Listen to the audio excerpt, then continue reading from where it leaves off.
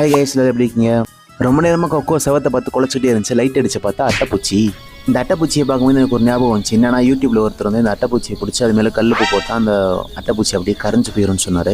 சரி, நம்ம ட்ரை பண்ணி பார்க்கலாம் இன்னைக்குன்ட்டு ஸ்பூன் எடுத்து அந்த அட்டைப்பூச்சி எடுத்துட்டு அப்படியே கொண்டு வந்து வீட்டுக்குள்ள கொண்டு வந்து அவர் சொன்ன மாதிரியே கல்லுப்பெல்லாம் போட்டு மூடி வச்சுட்டேன். லைட் உப்பு போட்டு ஒரு வச்ச அட்டைப்பூச்சி என்னாச்சுன்னு பார்த்தா அப்படியே தான் கைசிருக்கு. அப்போ யூடியூப்ல பார்த்தது உருட்டா மழை பெஞ்சா தண்ணி விழுகுதுன்னு எங்கள் ஓனர்கிட்ட சொல்லியிருந்தேன். அதனால மாடி சரி பண்ணி ஆளும் தந்தாங்க. மாடியை ஃபுல்லாக உடச்சிட்டு பூசினா தான் திரும்ப தண்ணி வராது வீட்டுக்குள்ளேன்னு சொல்லி அதை உடச்சி பூச ஆரம்பிச்சிட்டாங்க. ஃபைனலாக மாடியை பூரா உடச்சி பூசிட்டாங்க. நீங்களே பாருங்க எப்படி இருக்குன்னு.